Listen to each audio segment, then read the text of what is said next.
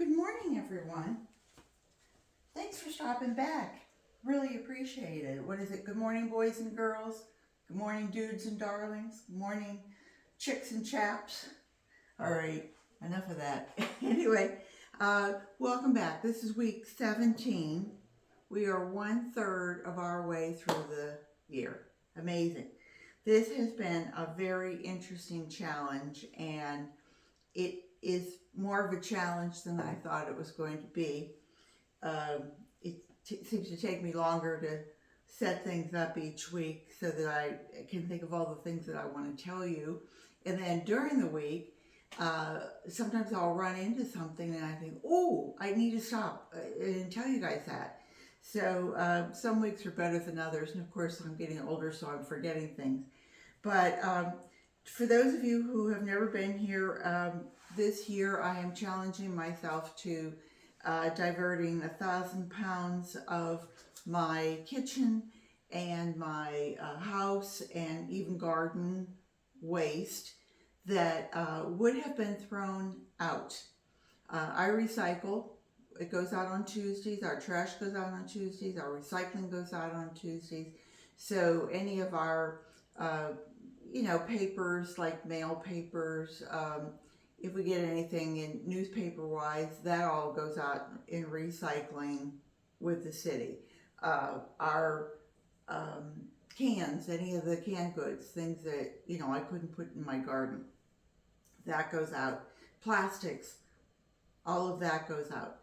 We put out a small, it's a 13-gallon trash bag once a week, but till I take it and just kind of press the air out of it, there's so little in it. I mean, I could almost use a little plastic grocery bag. We recycle a lot, and so other than that, the 1,000 pounds is really anything kitchen, garden, house things that I might, cardboards. In the garden is things like grass clippings. Weeds get thrown. Bugs. Anything that has a questionable does get thrown away. That gets put out. Weeds. I think you can compost some things and tuck them under your cardboard, and they will die off and die back into the soil.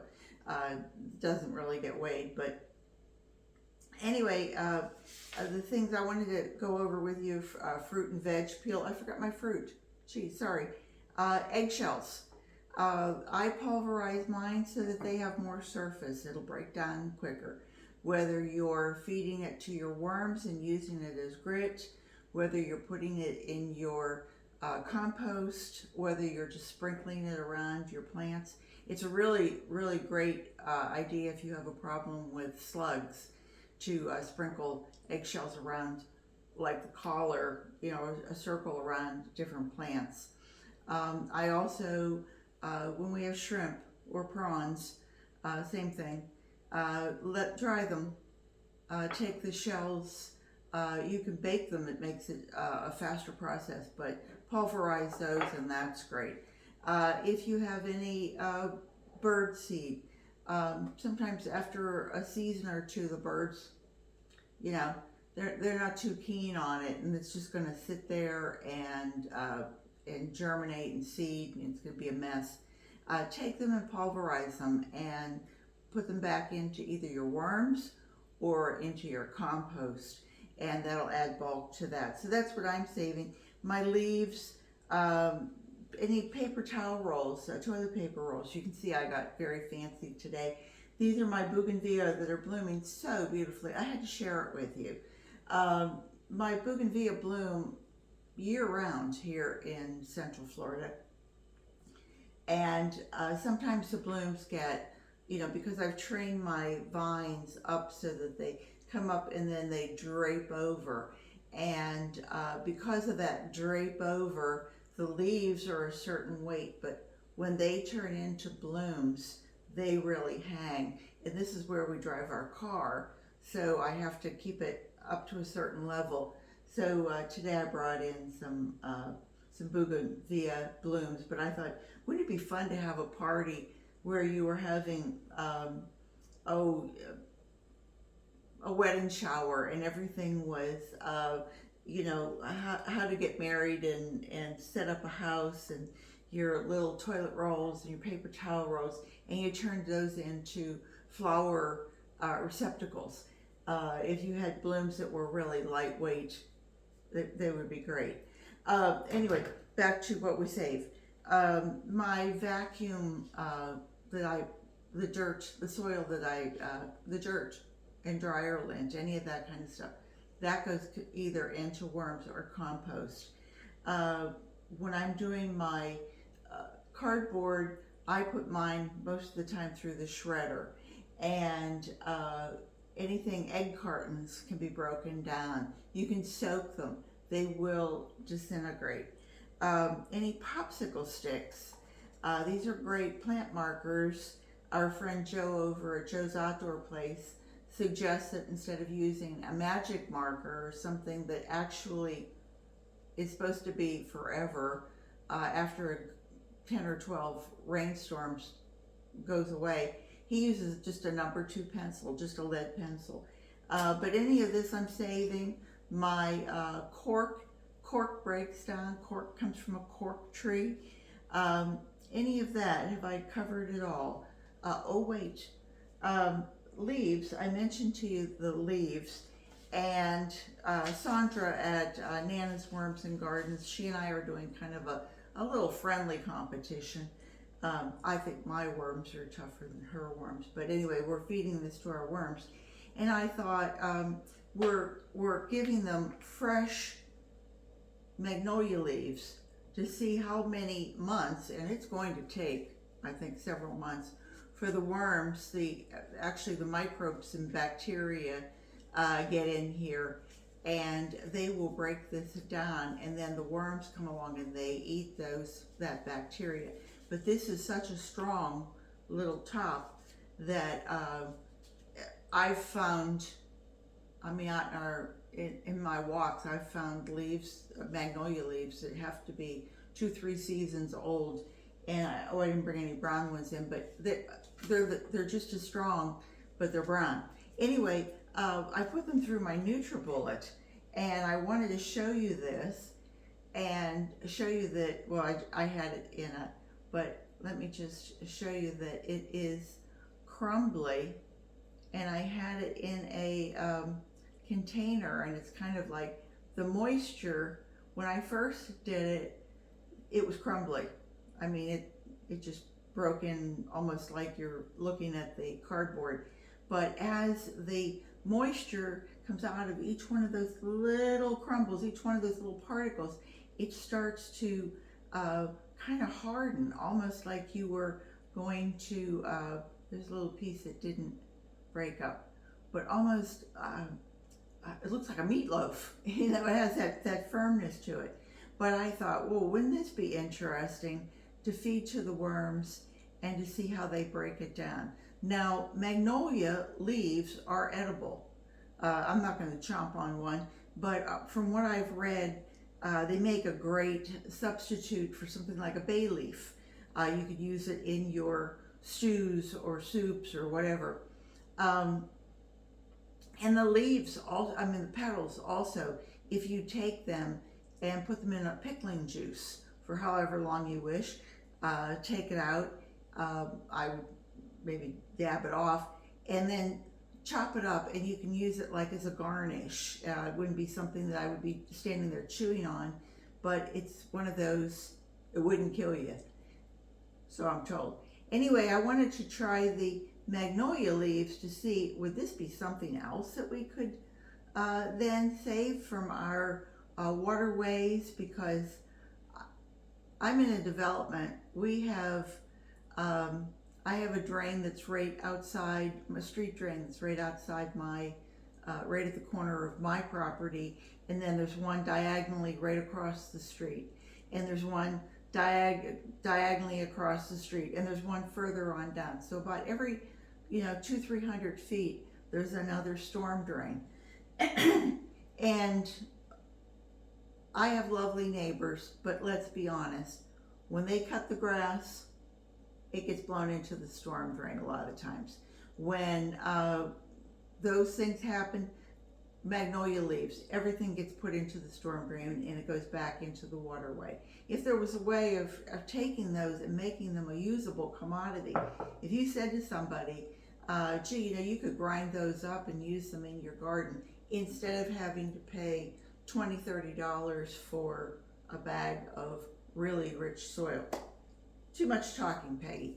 Anyway, moving along, I wanted to tell you also, just any of your stale things, anything that you want to add, instead of throwing it in the trash, either give it to your worms, or if you don't have worms, you can make your own little small composter and adding carbon to it and your vegetable and fruit peels, and you're adding nitrogen and you're adding carbon, and adding the two together will heat up. Over time it will turn back into a soil, so I'm told, and so I've experienced. So now we've done this 17 weeks, done really well. I was really shy, but at the last minute, my neighbor Brian, bless his heart, he didn't have as big. Last week he brought 40 pounds of grass clippings, and this week he brought 22. I don't know if I'll have any next week because he seems to be only cutting about every 9 or 10 days, so we're gonna miss a week. But I did end up with 38 pounds, 5.9 ounces, and I had 411 pounds, 3.8. So the grand total for 17 weeks is 449 pounds, 9.7 ounces. I could have run through a closet or something, grabbed some cardboard to make myself up to 450, but we'll take this every week as it goes. So I'm a good 100 pounds over what I need to be, as a third of the way there, and I'm real proud of that, and I'm really pleased. And I have to thank Rick for helping me, and for Brian, of course, for his grass.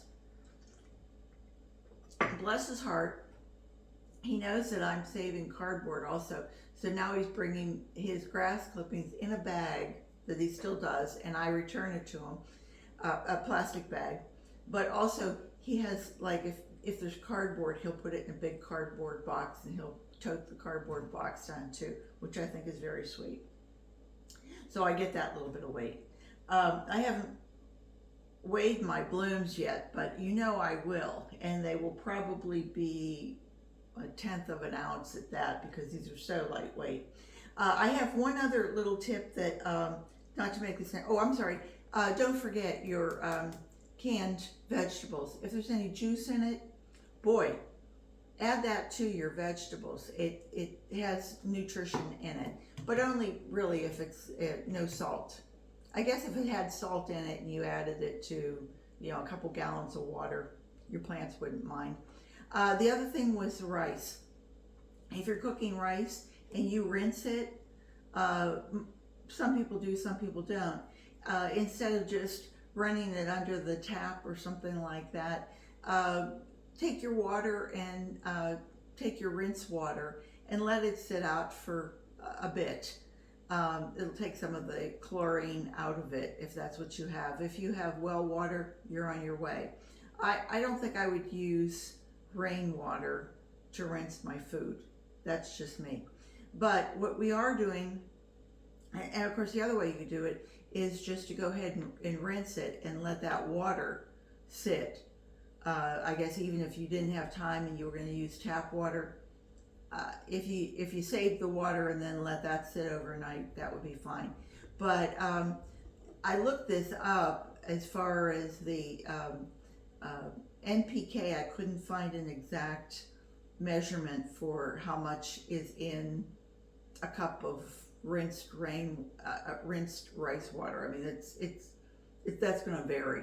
But I've read that not only can you use this on your plants, but you can use it on your hair as a nice rinse for your hair. It's supposed to make your hair very soft, and you're adding vitamins to it. So that's my next step, to try that, and I'll let you know. One last thing, I promise. We get a lot of things from Mike Lindell, the My Pillow guy, and we just happened to we bought his towels, great towels, sheets, great sheets. What else have we bought? Sheets, towels. Bought Rick slippers, and he's diabetic and his feet get cold. He doesn't like to wear socks, but the slippers are very nice. So anyway, the sheets, I'm sure we've all bought sheets and gotten these little containers. Let me take this out so you can see what it looks like. I've bought comforters that have come in this kind of a container, where they actually independently sit up. Or if you've got a comforter, a big comforter, and you can have it, and it lays down. It's great because this sewn edge creates, a sturdy place.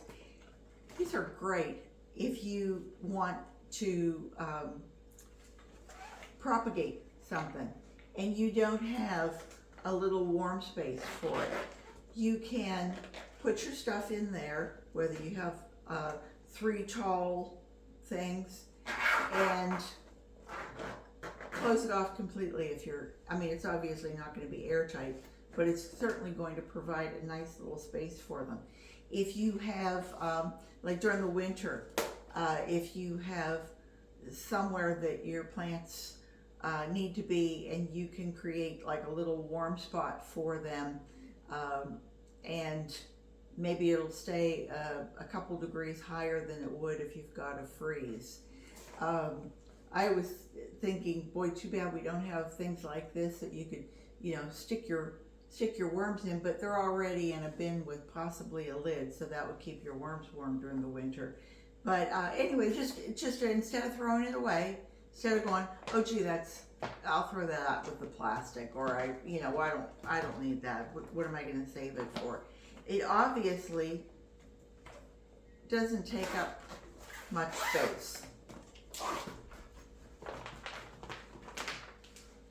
You could have all of them in one container and then bring them out and use them as you need them for your propagating, and then put them away. The little zipper. Right now I'm trying to get 3 fig cuttings to root. I'm having a heck of a time. It's a reputable company, and the first time through I tried it, and I've been doing this for 50 years, and I've really never had as much problem as I've had with these figs.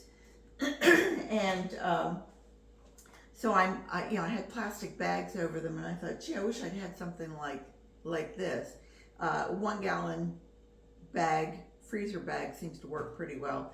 But anyway, just a thought. Just don't throw it away.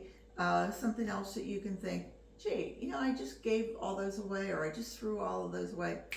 Gee, that was a good idea, Peggy. Could have saved it. So anyway, that's it. End of week 17. We're a third of the way there. If you're just starting out, remember, you're not a third of the way there. This is your day number 1. So give it a year, and it's amazing how you can get in step with things. Rick now knows that when he's trimming, he helped me this week and trimmed my shrubs, trimmed the ligustrum and trimmed the bougainvillea, and I said, do I need to remind you not to throw that away? And he said, no, and I know I have to mow it twice. I thought, You're a good boy. You learned really well. And today and Friday, whenever he was sweeping the floor, I said, "And what did you do with uh, your sweepings?" He said, "I gave them to the worms, of course." So, old dog, new tricks. You can learn. It just takes a little bit of a pattern. It's like being on a diet. The first week is the most horrible. So is the second week. So is the, no, no. So you just get into learning a new pattern. So with that, I will say, God bless. I hope everybody has a good week, and come back and see me again next week. Take care, everyone. And don't forget, garden what you've got. Bye bye. See you soon.